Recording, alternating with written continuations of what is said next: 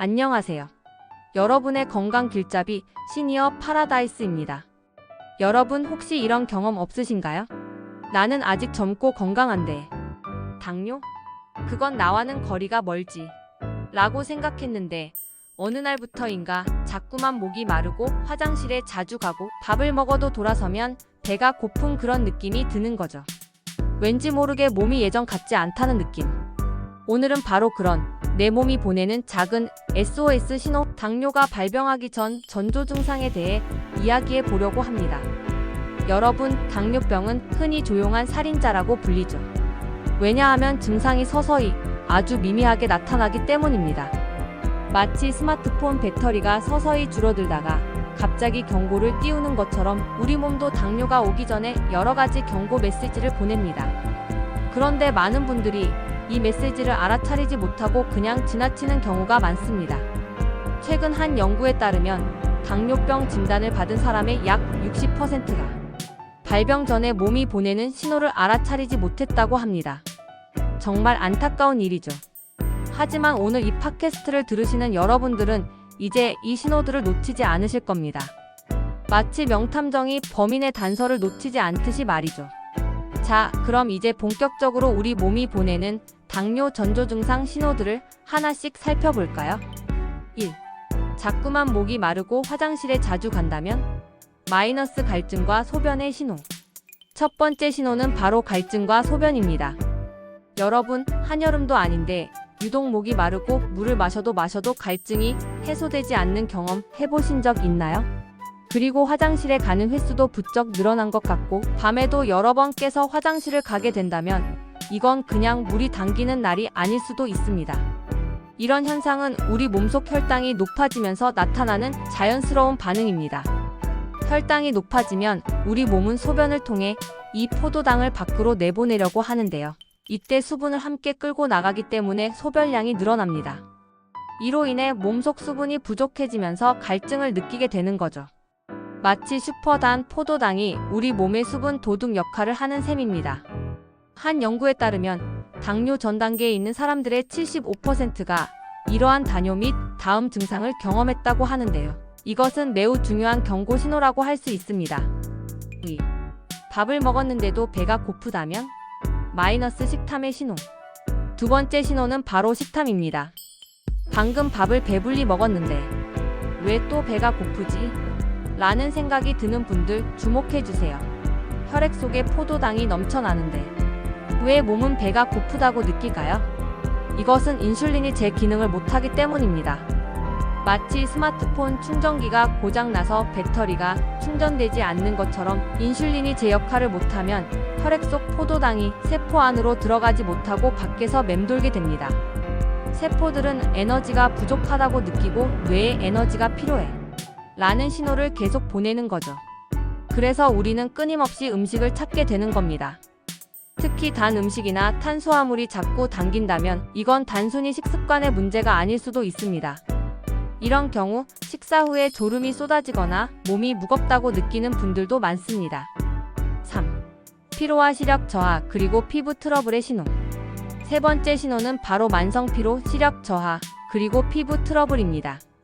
앞서 말씀드린 것처럼 우리 몸의 세포들이 에너지를 제대로 공급받지 못하면 어떻게 될까요? 당연히 몸은 쉽게 지치고 피로를 느끼게 됩니다. 별다른 활동을 하지 않았는데도 몸이 천근만근 무겁게 느껴진다면 단순한 피로가 아닐 수 있다는 것을 명심해야 합니다. 그리고 시력 저하도 중요한 전조 증상 중 하나입니다.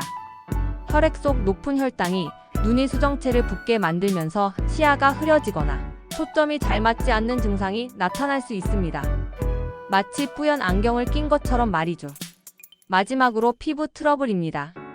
이유 없이 피부가 건조하고 가렵거나 피부에 작은 뾰루지나 염증이 잘 생기고 잘 낫지 않는다면 이것 또한 당뇨 전조 증상일 수 있습니다. 특히 목이나 겨드랑이 주변에 검고 두꺼운 주름이 생기는 흑색 가시세포증도 당뇨병과 관련이 깊다고 하니 거울을 볼 때 한 번씩 확인해 보는 것이 좋겠습니다. 본론 경고를 기회로 바꾸는 현명한 관리법. 자, 그렇다면 이런 경고 신호들을 포착했다면 우리는 어떻게 해야 할까요? 걱정부터 하기보다는 이것을 건강을 되찾을 수 있는 절호의 기회로 생각해야 합니다. 당뇨 전 단계는 당뇨병으로 진행될 확률이 높지만 생활 습관 개선을 통해 얼마든지 정상으로 되돌릴 수 있는 골든 타임이니까요. 1.